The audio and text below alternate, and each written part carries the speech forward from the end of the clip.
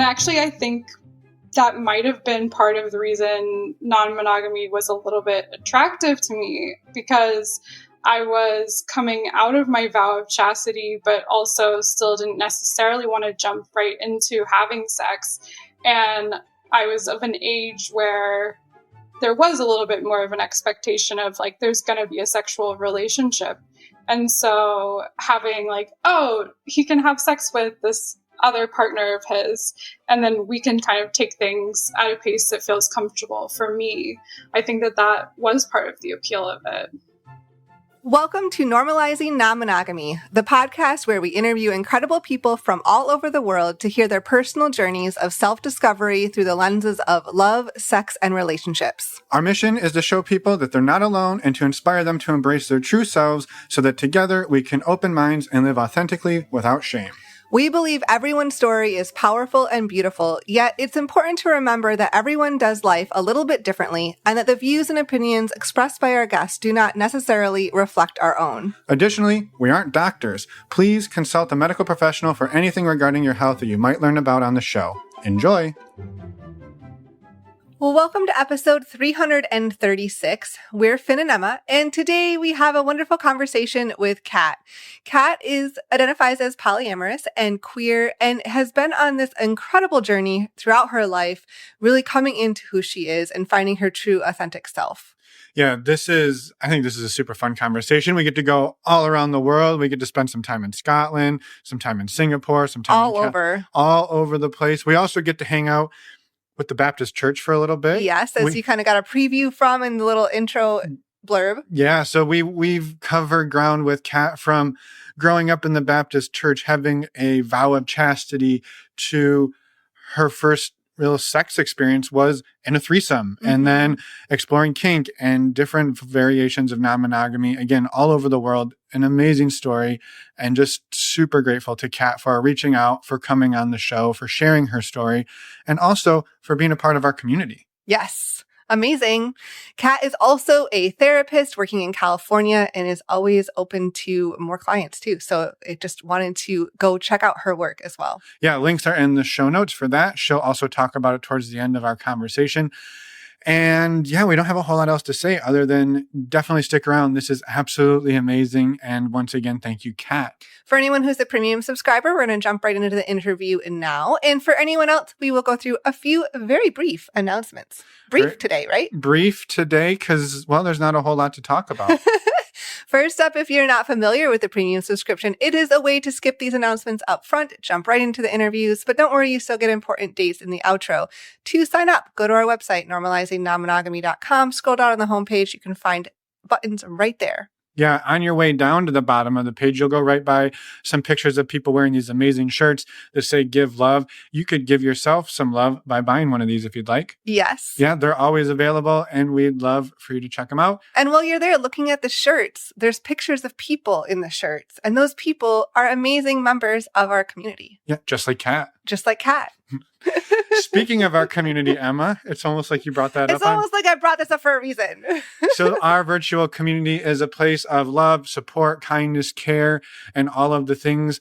If you are looking for people like yourself, or maybe you're like, I don't know, these might be my people, they might not be. Well, what better way to find out? Try it out. Than to try it out. It's a couple of bucks a month. You get a men's group, you get a women's group. You also get all day, every day, ongoing chats and support inside of a private app, a forum, just for you, just for us, almost 300 people from all over the world. We'd love to have you check it out. We'd love to have you join us. Again, Kat is one of those amazing members, and so many others very similar to her. To sign up, did you say this part? I did not. To sign up, go to our website, normalizingnonmonogamy.com, and click on the community tab. You can find out all of the information right there. Correct. I may have just zoned out for a moment. Fair enough. I was talking at great length, so fair enough. I just wanted to add that in. And last but not least, our favorite way to get tested for STIs. It is the service that Finn and I use. It is called stdcheck.com. And it is really fast, efficient, and discreet. It's our favorite way, as I said, to get tested. It's also super affordable when you use the links in the podcast player show notes or on our resources page of our website. You save $10, which brings the cost of a 10-panel test all the way down to $129, which is a steal. Yes. And it also helps support the show financially, which we are grateful for, so we can keep bringing you all of these amazing interviews with people like Kat. And a final reminder, go to our website and check out the Contact Us button. You can send us a voicemail, send us an email. We would love to hear from you, as always. If you want to come on the podcast, if you want to share some comments, questions with us, we'd love to hear from you. And with that, I suppose we will just jump right into the interview with Kat, and we will see you all on the other side of this global adventure we're about to go on. Let's go. Welcome to the podcast, Kat. We're excited to have you here today and to get to know more about you and dive into your story. Thank you so much for being here. Yeah, thank you for having me. I'm excited to talk to you and put my story out there. Yeah, amazing. Well, let's maybe just start with a little bit about who Kat is and what maybe inspired you to reach out to be here today. Yeah, so my name is Kat Valentine. I am 36 years old. I'm bisexual and polyamorous. And I wanted to reach out to be here today because, I have recently kind of gone through the journey of coming out, and it is kind of just another step in being my authentic self in a public forum. And then also, I am a therapist that specializes in working with non-monogamous folks. And so I do want to get my voice out there for that as well. Awesome. Amazing. Yeah. We'll definitely dive into your work in a little bit. But before we do, we'd love to get to know the origins of Kat's non-monogamous journey. Where did that start? How did that start? When did it start? Mm-hmm. Yeah. So, like a lot of folks, there were probably some early signs. And, as young as 14, my very first makeout session was with a group of folks before going to a Rocky Horror Picture Show. And so I had my first French kiss with a woman who I had a little crush on for a little bit. And then my first French kiss with a dude, a couple of minutes later. So that was kind of my first non-monogamous experience, but I didn't identify as non-monogamous until college. And then in the middle, I almost got into a triad in high school as well, where I had two friends that I would hang out with a lot, and we were always flirtatious with each other. And he and I kind of kissed one time and thought it might be going somewhere, but I just didn't really like the kiss very much. And so then it didn't. And then I started dating her, and we did date for a little bit, but, but the first official non-monogamous relationship wasn't until I was 20. I was living in Scotland.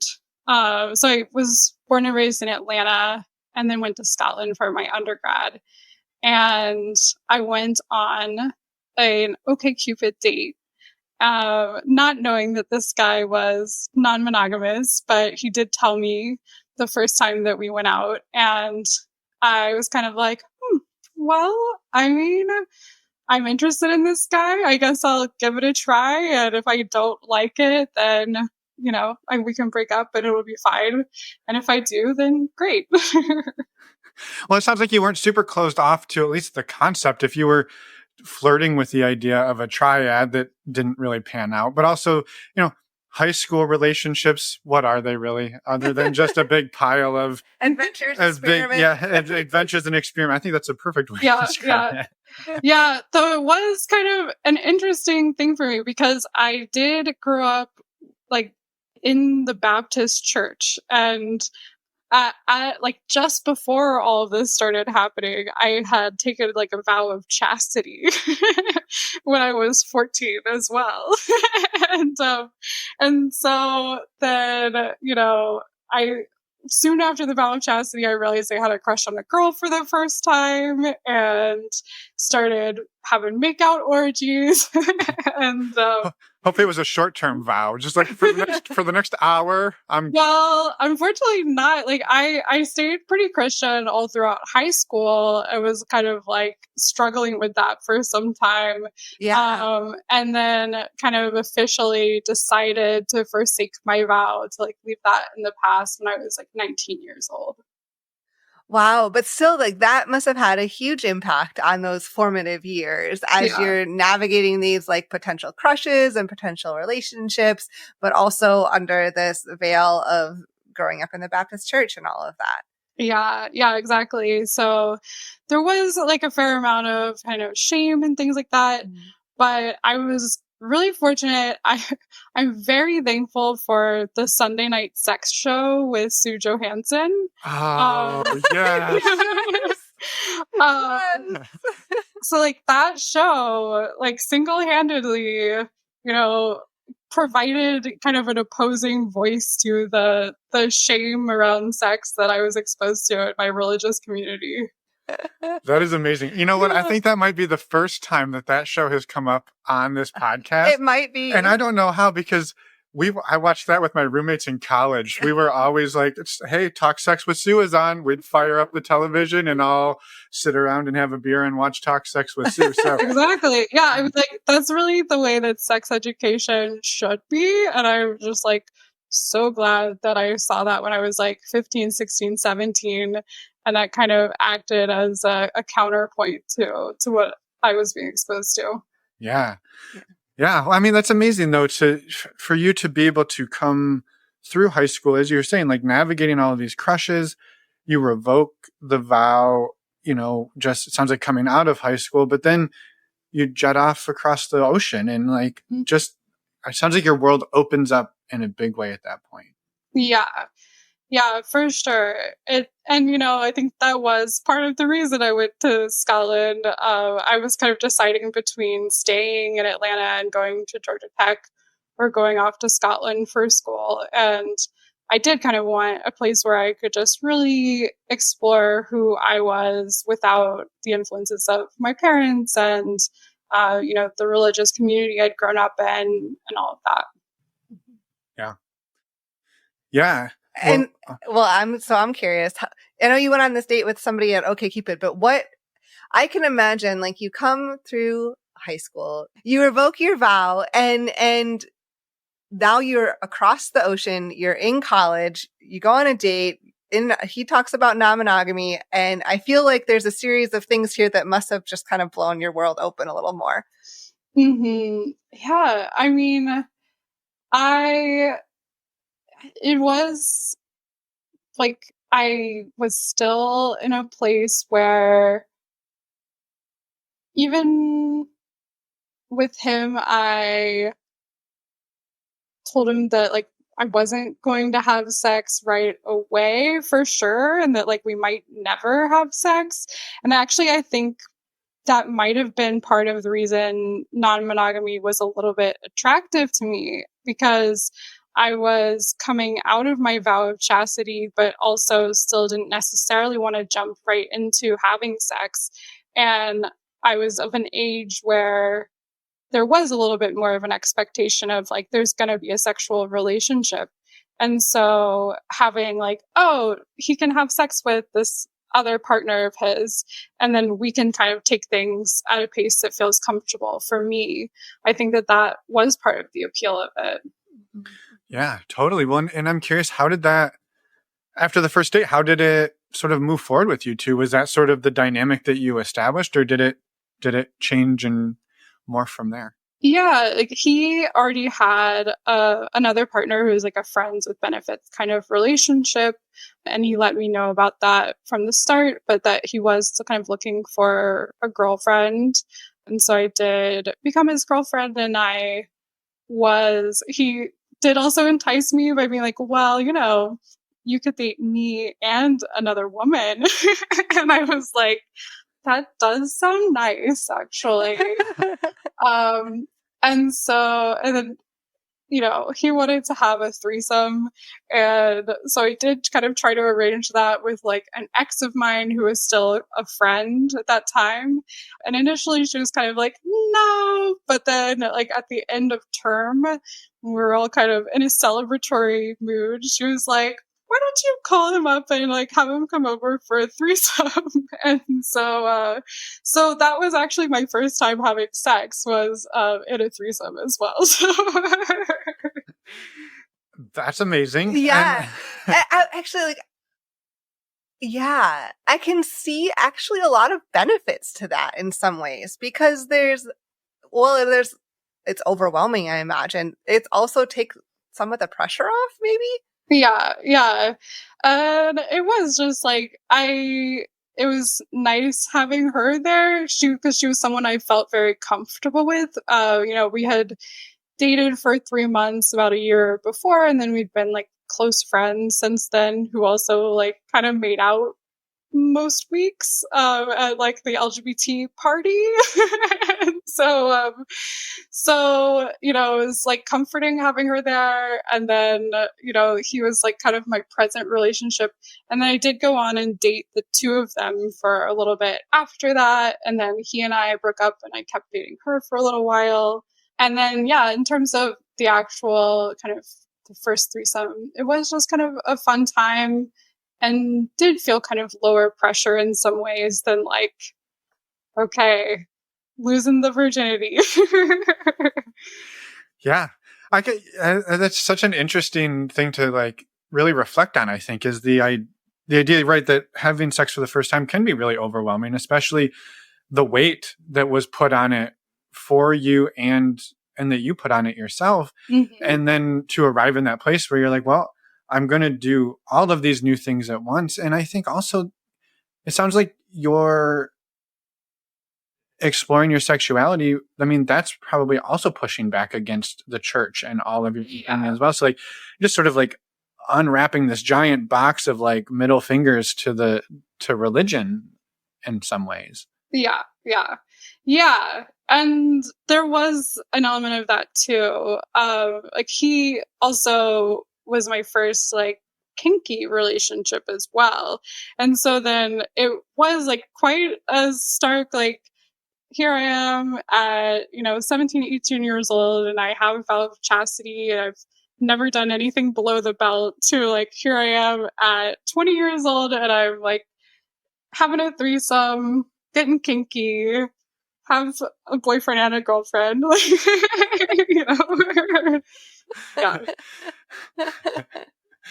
I'm excited to get to the part of the conversation where we talk about how this all landed for your family when you're like, I feel like we're jumping ahead a little bit. Though I did come out to my mom as bisexual when I was 16. So that was kind of in that period. But I was kind of waiting to come out to my dad until I had like a long-term relationship with a woman. And that didn't happen for a while. So that happened a little later on. Yeah. I mean, if you're open to talking a little bit about it, I'd be curious to hear how that exploration of your sexuality really went for you through those formative years while you're deep in religion. I mean, it sounds like you're able to come out to your mom, but probably not. It sounds like it was a little bit scary as well. Yeah, it was. So, when I first realized I had a crush on a girl, I was 14, and it was kind of a big shock for me. Obviously, I did kiss her that year, so, it wasn't, it was something that I had some openness towards from the get-go, but was also did kind of go through a process of feeling like I needed to like pray the gay away, like where I would kind of ask God, like, if this isn't your will, then take it away from me. But then I found that like I still had this attraction. And then when I was 15, I had my first girlfriend. And it was just like, honestly, one of the most beautiful things that I had ever experienced, of like falling in love with this girl. And that was really my first dating relationship. And so, it was just kind of that whirlwind romance, and it didn't feel like this seedy, devious thing. It felt like this like beautiful, wholesome thing. And so that kind of, there was a certain emotional logic for me of like, usually when I do something bad, like I lie or something, or I, steal something little from a friend or something like that, that I feel bad. Like it feels bad in my body, and it doesn't feel that way at all, except like later when I'm like reflecting on it and being like, ooh, was this a sin? Did I do something bad? But the actual experience of it just feels like this beautiful thing. Mm-hmm, mm-hmm. Yeah, that's amazing. I think it's such a I think it's a powerful experience to go through as a way to deconstruct that. And I'm not like trying to shit on religion here, but it's so hard, right? You're a kid trying to figure out, I mean, life in general is confusing. And then you're having these beautiful experiences with somebody that you're falling in love with that is also like taboo. You're having to worry, am I sinning? What am I going to hell? Having to repent, like, geez, oh, Pete's, to be unpacking all of that. Well, you're just like, but I didn't feel guilty. And I think that's such a powerful recognition that it didn't feel bad to you.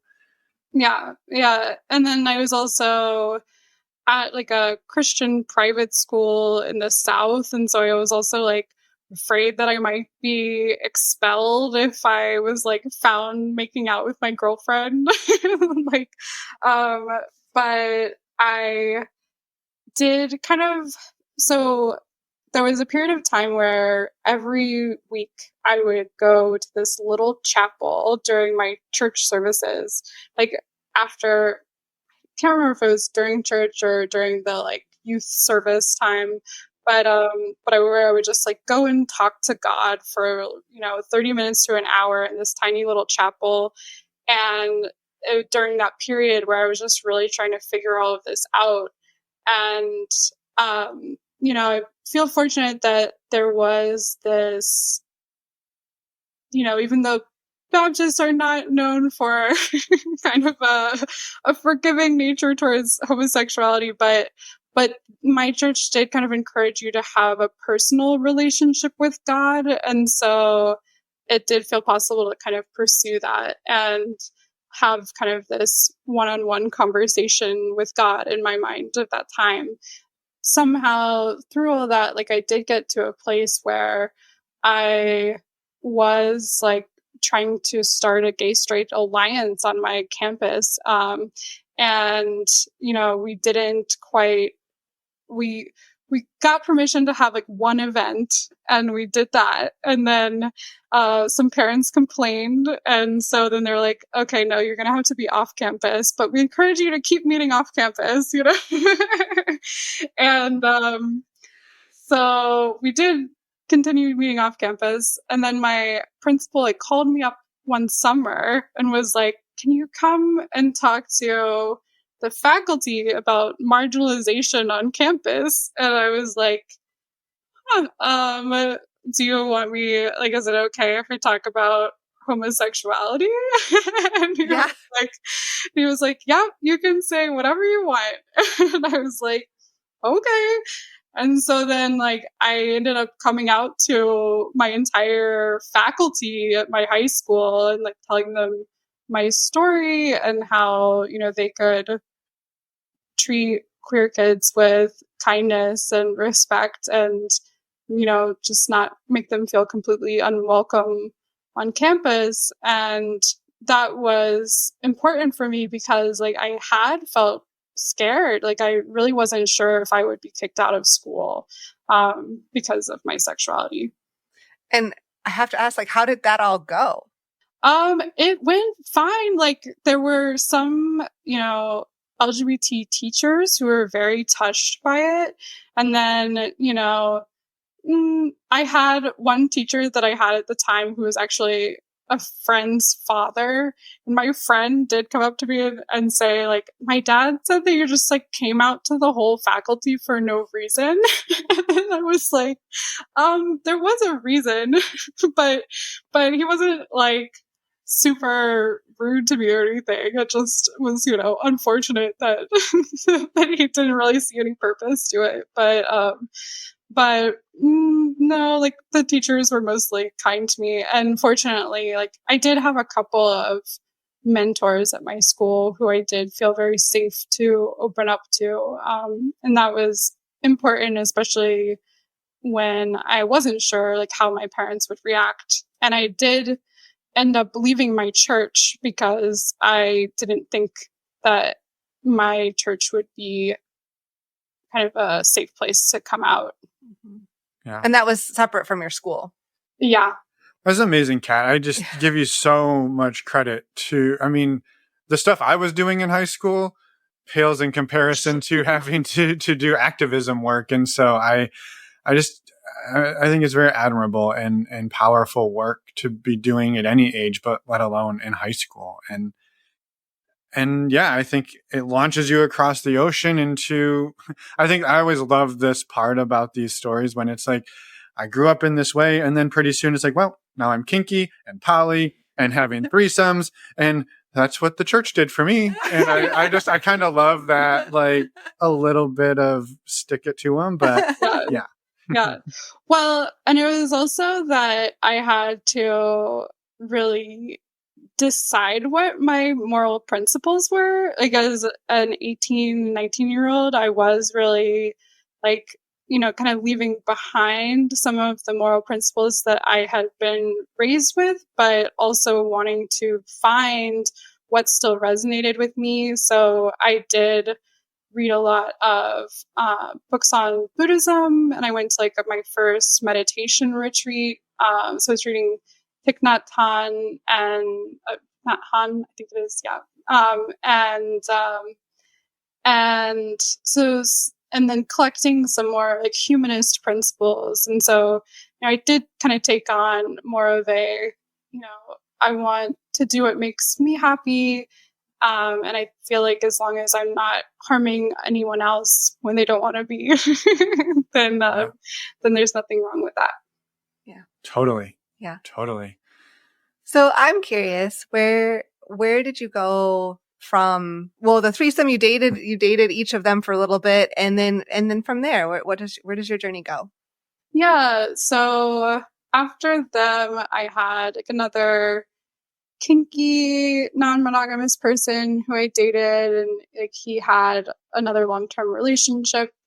And then I was back on OKC, and I found this other guy who I was really excited about, and we started dating, and he's lovely, and we had, this wonderful kind of whirlwind first few months. And then kind of a few months into our relationship, so he also advertised himself as being polyamorous. But then at this point, like a few months into the relationship, when we were falling in love, he was kind of like, so could we be monogamous actually? And I was like, well, I mean, I guess I'm willing to try monogamy again. Like it was still early enough in my non-monogamous journey that I was like, yeah, I don't know. Like I've been enjoying non-monogamy, but I'm not 100% like, this is definitely how I want to be forever. This is still while you're in Scotland, right? Yeah. So this is still in Scotland. It's my final year of college. And so I'm like, I'm willing to give it a try. But I was kind of like, but I will probably want to fall in love with a woman again at some point. And that was kind of my, so it was a for now, not a forever kind of thing. Yeah. But he and I dated for 2 years, and that kind of took me into the post-college period. I moved to London, and then I ended up breaking up with him, and then immediately returned to non-monogamy, and was then like kind of knew that I wanted to be non-monogamous forever. Did the threads of kink and play in that way still come through as you were navigating that monogamous, and then once you transitioned back into non-monogamy? Yeah, for sure.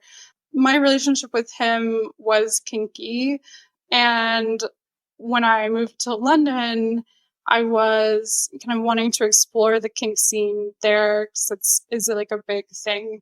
And that was harder, like being monogamous as well and kind of navigating that. But as soon as we broke up, then I had a lot of fun in London. Little hot girl year. Perfect. There was this lovely woman that I dated, and then, we had a threesome that that relationship began and ended with a threesome with two different people. That was like a 3 or 4 month relationship. And then after that, I dated a couple. I dated this guy in Scotland, who I ended up being with for 2 years. So we'll talk a little bit more about him. But dating a couple was kind of an interesting experience too. And then there's also kind of a friends with benefits I had that started in London and kind of continued as a friendship for many years after that. Yeah. What a lovely, I don't know, experience to have too in your early 20s, to be able to try different things and connect with different people in different ways and see what works best for you too. Yeah. That was also the time.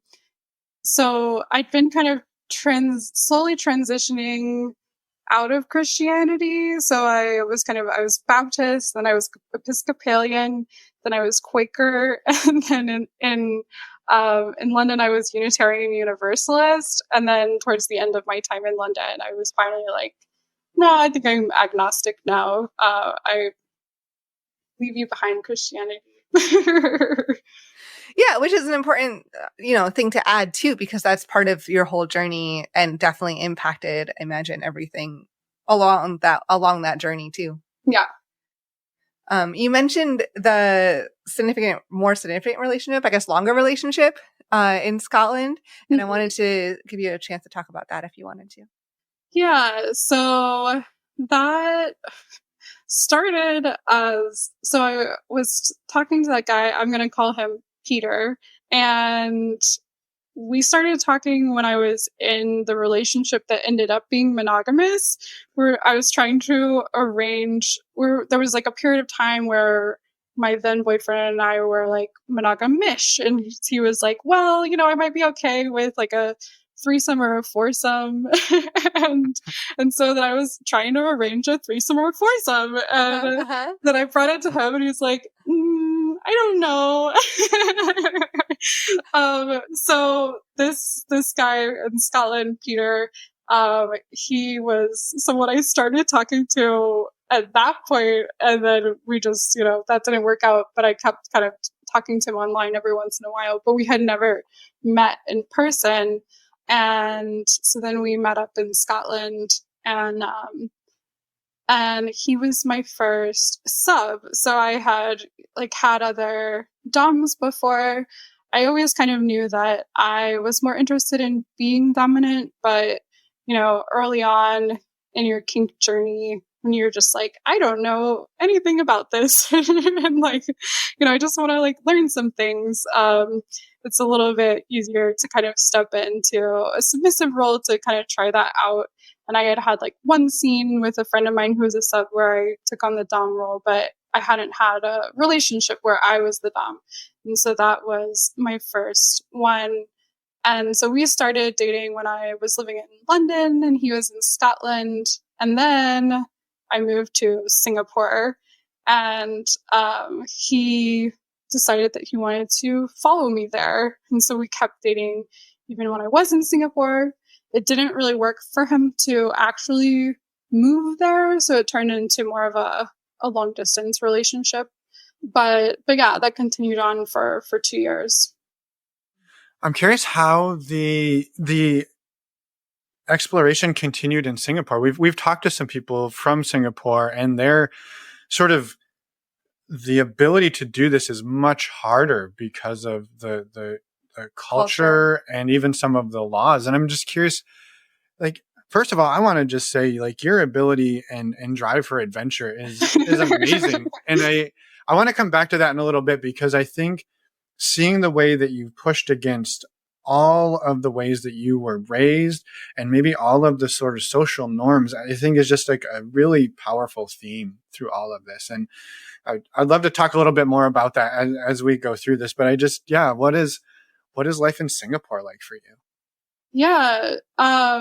So first, like, I got to Singapore, I was decided to apply to some PhD programs, and I applied to one, or I was interested in working with one researcher who I originally thought was going to be at UT Austin, but he had actually recently moved to Singapore, and but still encouraged me to apply to the PhD program there. And so I was like, well, that sounds great. They'll, can go to Singapore. They'll pay me to get my PhD, and I can travel around Southeast Asia. And, yeah, that's amazing. Sign me up. Yeah, so that's what I did. And yeah, pursuing all of this in Singapore is a little bit interesting. Definitely harder to find women to date non-monogamously in Singapore, though the place where most of them are is the kink scene. And so, that was a big part of my friend group in Singapore too, because it was a little bit more accepting of outsiders than some Singaporean communities. If you think about it, Singapore is a city state, so people have the same friends that they have had since, elementary school or whatever, because they've all just grown up in one place. And so it can be hard to make more like heartfelt, genuine friendships where we really feel welcomed into someone's life, because they kind of already have all of those people in their lives. And they also tend to live with their parents until they're married. And so, you don't tend to be like invited back to someone's home as often and things like that as well. And so the kink scene did have more folks who were just like really curious and adventuresome and kind of wanting to like make new friends with like kind of different perspectives on life. And so a lot of my best friends in Singapore I made through the kink scene there. And then the kink scene is much more non-monogamous than other aspects of society there. So Yeah. Amazing. I appreciate you sharing a little bit about that, because I think the opportunity for us to talk to somebody who is globally traveled while doing their non-monogamous exploration, like the intersection of those two is really incredible, that you're learning not just a new way of relating, but new culture as you go, and it's changing frequently. Like it's just a lot. I don't know. I'm sort of in awe by that ability and by your journey through that. So I'm just grateful to share. Yeah. Yeah. And then kink is of kind of dubious legality there. So you don't have like public play parties. There is a public munch, and then you're kind of vetted there. And then there's private play parties. Even homosexuality is technically illegal, though it's only male homosexuality, because it's based on the colonial rule from England that, England's now gotten rid of, but Singapore still has, unfortunately. But even though that is the case, like, it's not prosecuted very often. So, like, the munch that we had is in a gay bar, which is like publicly a gay bar, but and so it's an interesting thing. So it's like there's a lot that's kind of permitted, but you can't be super public about it. Yeah. I'm curious. So much of your relational journey, really all of your sort of coming of age journey has been pushing against everything: religion, society, norms, legal battles. And I'm just like, what is the drive for you, Kat, to keep, I don't want to say doing hard shit, but I imagine it's hard shit sometimes. Yeah. Yeah, I don't know. I'm really just kind of pursuing my joy, and when I come up against obstacles, I'm just kind of, I'm not like, oh, well, I guess I won't do that anymore. I'm just like, well, why is this obstacle here? Like, what can we do about this? And either kind of just find a way around it, or sometimes when it feels safe, try to break it down. Yeah, and challenge it, right? I mean, that's what you did in high school, is challenge it and say, fine, I'll be the one to come out to the entire faculty. And I think it's amazing that your friends like, my dad just said you came out to the faculty for no reason, and you're like, no, there's a big reason. Yeah. Like, it's a huge reason, and so Yeah. Thank you for sharing that, and for like just leading with your ethics and morals and values, and figuring out life along the way from that lens is what it sounds like. You know, you've really had to question a lot of that with growing up in the place that you did and the culture that you did, and then traveling everywhere and having those experiences, and experiencing what other cultures are like too, and having to kind of revisit that along the way. I really love what you shared so far. And I'm curious too, we're kind of in the Singapore period. Mm-hmm. What are there any other things from that period that you want to share? And then I'm excited to hear what comes next. Yeah. So while I was in Singapore, I met my now husband there. So I was... Yeah, that's important. Yeah. So yeah, I was with Peter. We had started in Scotland. Now I was in Singapore, and I was part of the kink scene there, and was kind of mostly kind of casually dating while Peter and I were together. And then there was this month period, which was the only month in which Peter and I had decided to like close our relationship for 1 month, because he had like just gone through a breakup and I was just about to go and visit him for a month. And so we're like, let's just like keep things a little simpler for the moment. And of course, it's in that month that I go to a munch and I meet my husband. But the way that it happened was like, we're at this munch together, and kind of almost a love at first sight kind of moment where I see him across a crowded room, and he's wearing a suit and a corset, and he has eyeliner on, and you know, our eyes meet. We kind of like look at each other and look away, kind of thing, and then we kind of found ourselves in the same group of people chatting.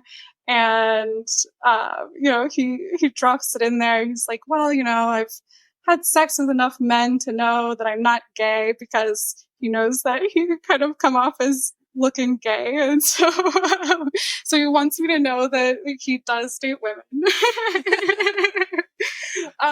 And then he's like, he brought this whip.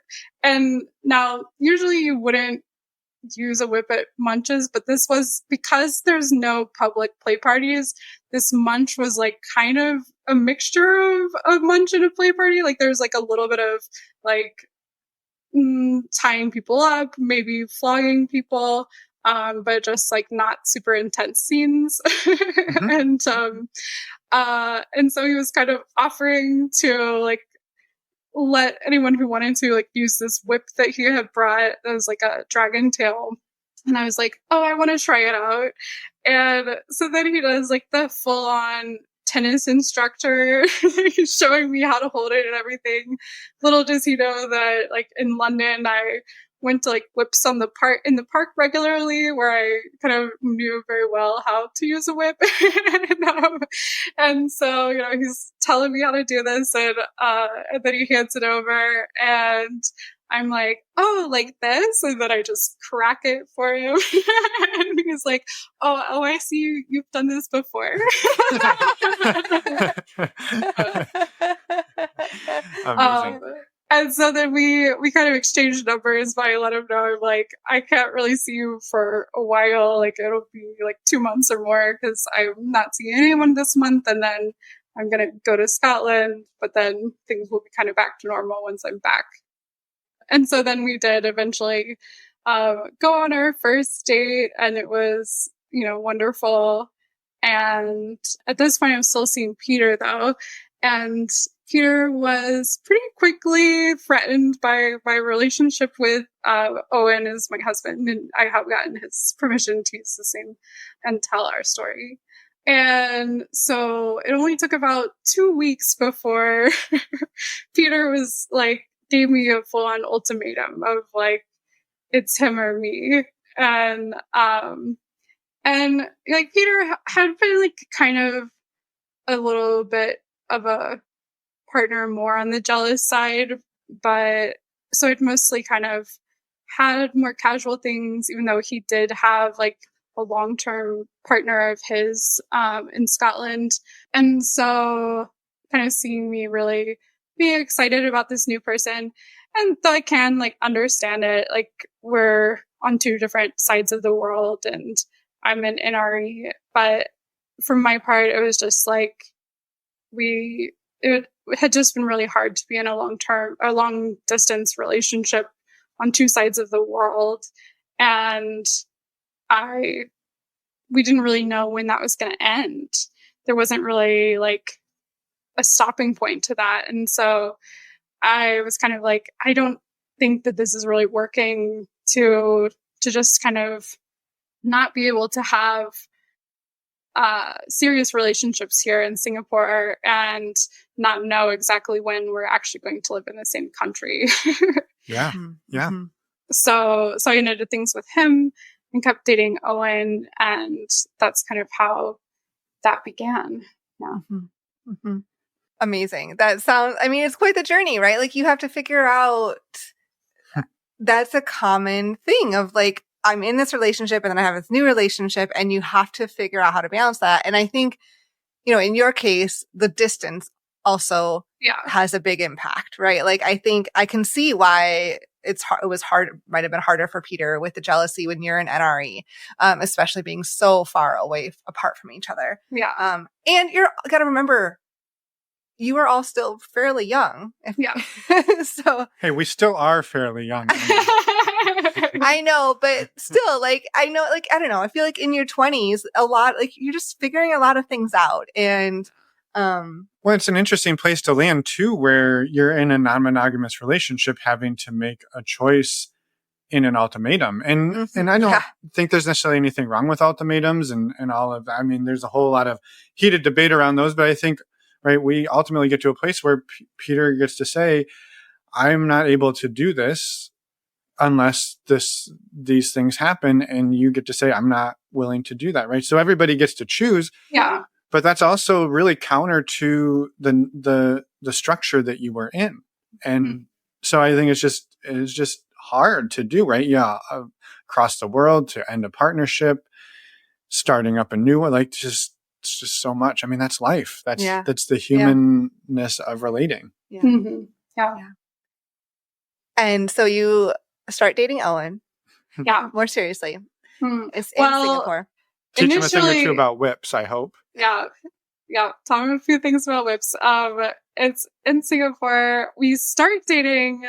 Initially, it's supposed to be still like pretty casual, because he didn't know how long he was going to be living in Singapore. He thought he might have to go back to the States at some point because he is from the States as well and had been sent over by, like, he was an assistant general manager for a fine dining restaurant and then was sent over to Singapore to open one there, in the same kind of role, and was initially supposed to just be there for a few months as the opener and then come back. But he ended up kind of being in a more permanent role, but then yeah, so we had a few months together there. That was like beautiful, wonderful. Yay.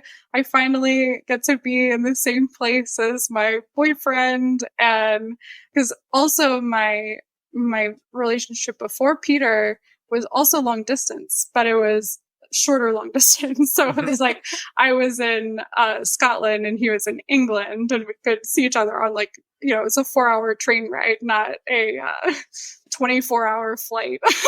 Right. And so I'd been in long distance relationships for 4 years by that point, and I was like, yay, I'm good to be in the same place as my partner. And then about 4 months in, he's offered a job in Hong Kong. That's been kind of like the next step in his career ladder that he's been hoping to get. And he decides to take it because it is something that he's been looking forward to. And, we were still pretty new at that point. And, I never asked him to stay because like I didn't want to get in the way of that dream. But I also, was kind of like, I don't think that I can continue the relationship just because like I don't want to be in a long distance relationship, but I still want you to go if that's what you think is best for you. And so he did, and we thought we were going to break up, and then we just couldn't break up. And I figured out that actually it was less painful to stay with him and do another long distance than to break up. Yeah. Plus, it was more manageable. Again, it was a 4-hour flight, not a 24-hour flight. And I could go and like spend a weekend with him each month. And that was more doable. Mm-hmm. I'm waiting for the moment when this gets easier for you. And I hope it's coming. Yeah, it is coming. So, but it was that way for about a year. He was in Hong Kong and I was in Singapore. And then towards the end of that time, I asked him to marry me. We had been together for a year at that point, and I asked him to marry me and come back to Singapore. But I also knew that he was pretty miserable in his job there, so that he like had a chance to come back to Singapore as the general manager, so still kind of have a higher role than he had before. And so he did that and finally got to live in the same place as engaged people together. I'm curious too. I recognize like throughout this relationship, the first year with Owen and then moving into engagement, were you two still dating other people? Were you still non-monogamous at that point? Yeah. So we were still non-monogamous, though we were pretty into each other. And so like, I might call us kind of monogamish at that point, where mostly, he wasn't really seeing anyone because he was just working like actual 15-hour days at his work. And he and I have a kinky relationship too. And so I had him in chastity a lot of that time. So then you can kind of like fetishize not being with anyone else at the same time. And so then I was like just kind of casually seeing people, not really having anyone that I was consistently dating, but also not totally monogamous either. Yeah, that makes sense. Yeah. So then you get back together in the same location and in Singapore. Yeah. And then at that point we had like an open to like, you might call it hierarchically polyamorous relationship. So we were very much in the kink community, and there was like, I had a friends with benefits that was part of that community as well. And so we would go on dates together and had like quite a close relationship, but neither of us were kind of looking to fall in love with anyone else. We also knew that we were going to be moving back to the States at some point. So, and like moving two people across countries is hard enough. So we weren't kind of looking to form another kind of long-term partnership, but we also still prefer having relationships where we have like a sense of care with that person. So that's kind of, we had mostly friends with benefits in that kind of period. And that went quite well. And everyone kind of knows everyone. It is a small kink scene, which is where most of the non-monogamous dating was happening. So everyone's just kind of friends with each other, and it's kind of nice. Which I imagine is also a challenge. I think it's a good challenge of having to be friends with your former partners or your exes, because the community is so small that you can't really poison the well, or there's really no opportunity. And so I'm curious what that did that sort of influence how you moved forward in sort of your relationships, how you transition relationships, how you care for them? Or did you notice a difference there, being that it was smaller? It was kind of an interesting thing. I mean, in some ways, neither of us really had any breakups. Like, it was more that we did have these friendships that were sometimes sexual, and sometimes the sexual element went away, but we were still friends with these people. Yeah. Mm-hmm, mm-hmm. Yeah. So sounds like it was very fluid, just sort of everyone was really trying to do well by each other. Mm-hmm. Yeah. Yeah. Mm-hmm. Mm-hmm. Yeah. And so we happen to know you come back to the US. We cheated and looked ahead in the book. Yeah. Yes. So after I finished my PhD and he was kind of given a chance to come back to LA as a general manager for a fine dining restaurant, we did that. So we moved to Los Angeles, and we've been in Los Angeles since then. That was around 2015, 2016. So we've been here for, I can't do math right now, but Eight-ish years. Yeah. Yeah. And when we first got back, it was a hard time for me because I was trying to kind of make it in academia, and that wasn't going super well. I don't know if you know anyone who's gone on that journey, but it tends to be a shit show for a lot of people. Not easy one. So I was like working as an adjunct where, you're just like not paid a lot and you're working part-time, and they won't give you full-time shifts because then they'd have to give you health insurance and all of that. And so I kind of went through some depression around that time, and I wasn't dating a lot, and he was also kind of getting back on his feet in the States and busy. Like, that's kind of a theme for him throughout. It's just that, like, his work means that it's hard for him to date a lot. So neither of us saw other folks a lot at that time, but we were still non-monogamous. I still had some conference friends with benefits where, like, I would see them every year or so at these like academic conferences, and they were lovers consistently in that way.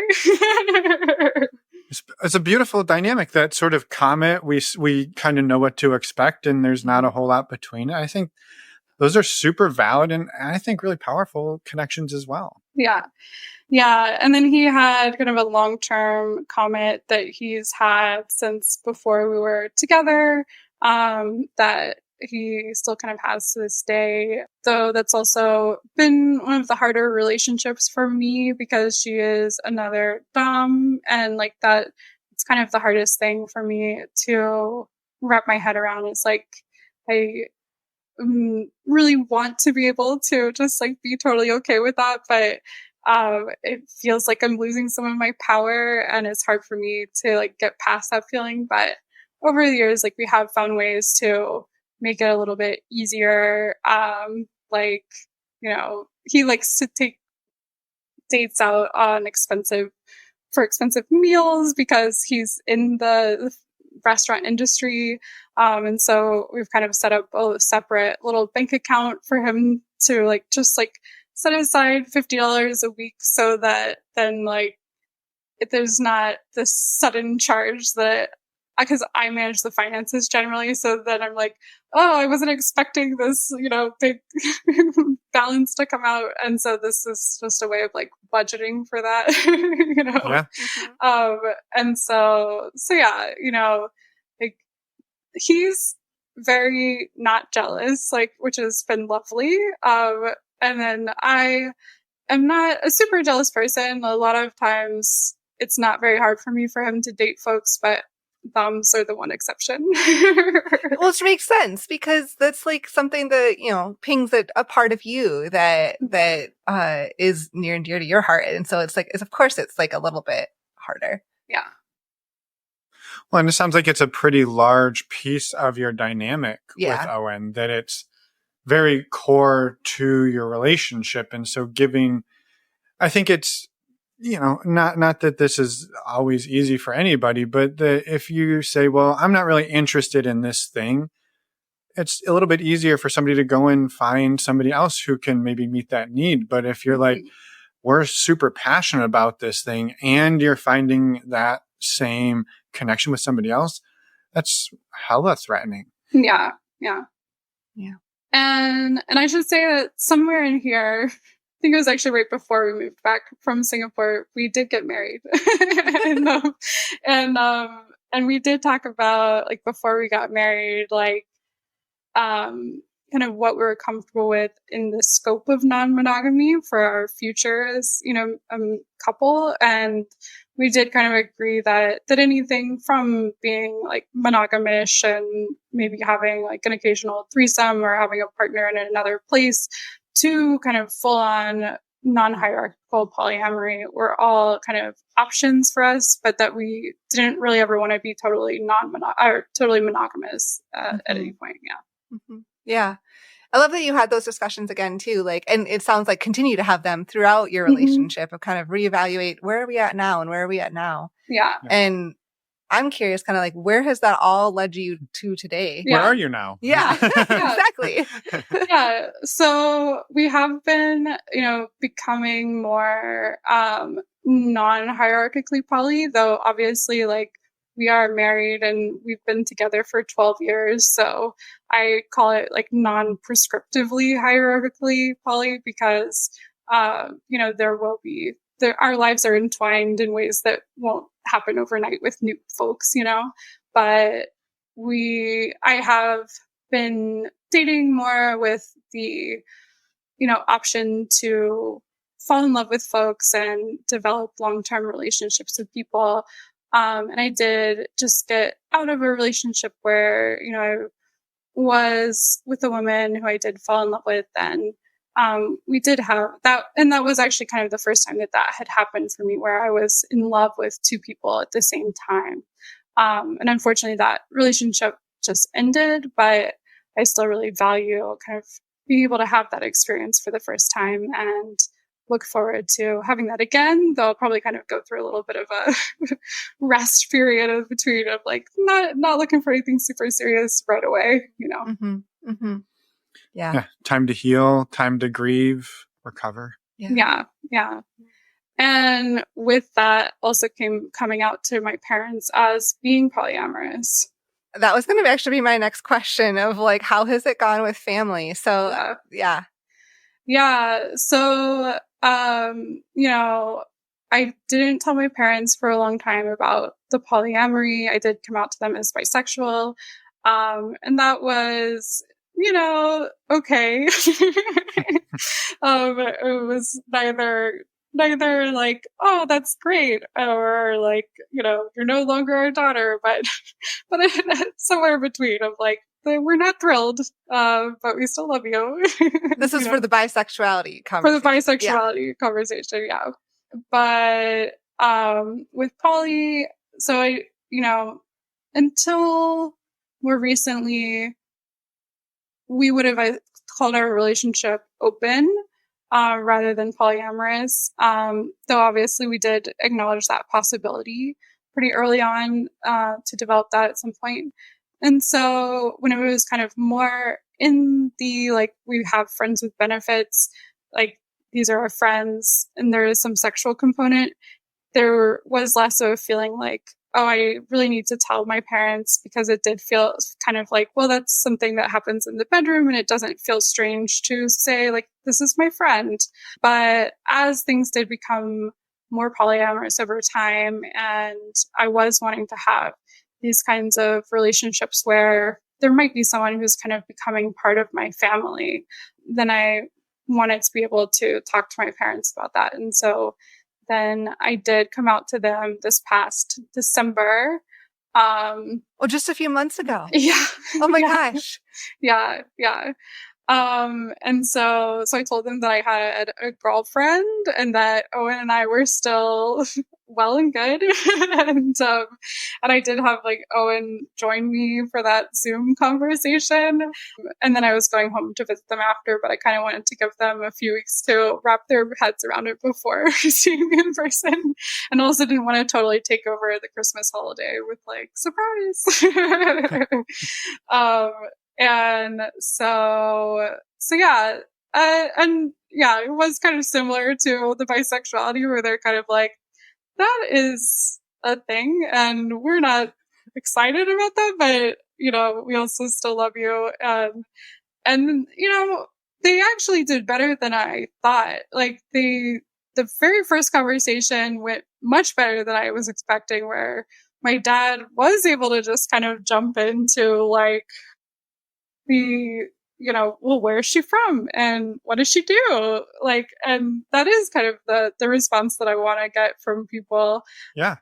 But then like, I did get an email from him a little later being like, well, you don't owe us anything anymore, but you do owe Owen something. And I want to make sure that like, he's okay with this, and that, you're still like, I don't know, respecting him or something like that. And I'm like, yep, he's totally fine with this. And, I do make sure that he still feels loved and appreciated and all of that.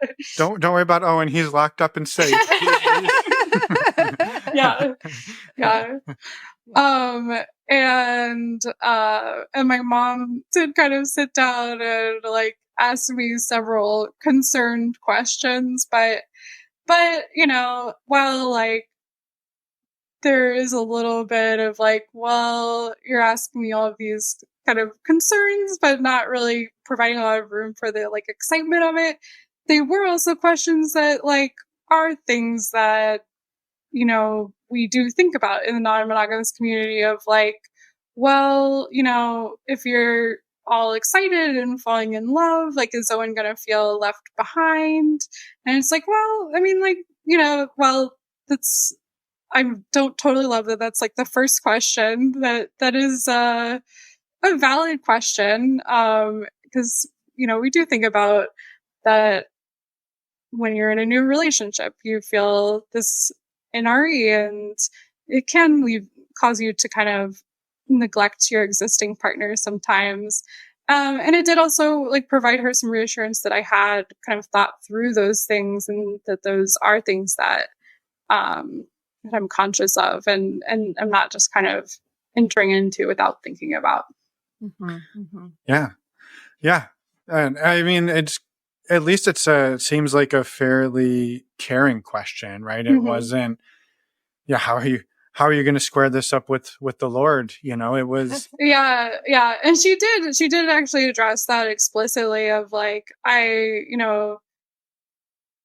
can't remember exactly how she phrased it, but she was like, maybe, I don't think that you're just like going to hell because of this, or that, that this is like unforgivable or something like that. And, so she did kind of say that, and that was something that was on my mind of like, is this going to be the bridge that's just like too far for them, where now they're like, my child is a heathen and I can't associate with her anymore. Which is scary. Yeah. I mean, as you said, like, you would like to have a more positive response. And at least it seems like they're giving it some thought and they're coming to you with questions. They're not shutting you out and going to other places with questions, right? So, or maybe they are going to other places with questions, but they're also coming to you. Yeah. Which is really good. Yeah. Yeah. Yeah. Thank you so much for everything that you shared. I know that we could definitely keep talking for hours, but I'd love for you to just talk a little bit about the work that you do and share about that and where people can find you. Mm-hmm. Yeah. So, kind of in leaving academia, I started over in my career and became a marriage and family therapist. And so now that's what I'm doing. And I work largely with non-monogamous folks, kinky folks, LGBT folks. And so I encourage anyone in the state of California. I work with telehealth, so I can see anyone in California that wants to have a therapist who understands non-monogamy to reach out. And who's pushed back against a hell of a lot. And lived all around the world. Your story is amazing, Kat. I'm grateful that you shared it. And honestly, like in some ways that you've lived it, because I think at any point in there, it would have been so easy to say, shit's too hard. Like, I'm going to simplify, I'm going to make it easier. But it seems to drive you in a way that you keep coming back and you keep maybe doing it better and better and trying to figure out ways that just really work for you. Mm-hmm. Yeah.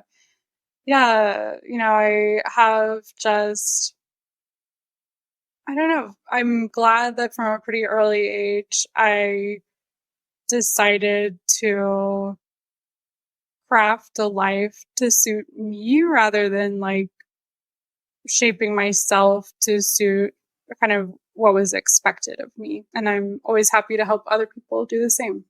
Mm-hmm. Mm-hmm. I have one more question if you're good with it before we let you go.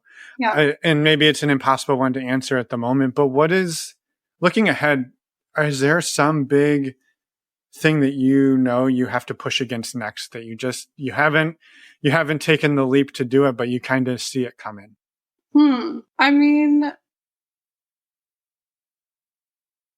the one thing that I see is just kind of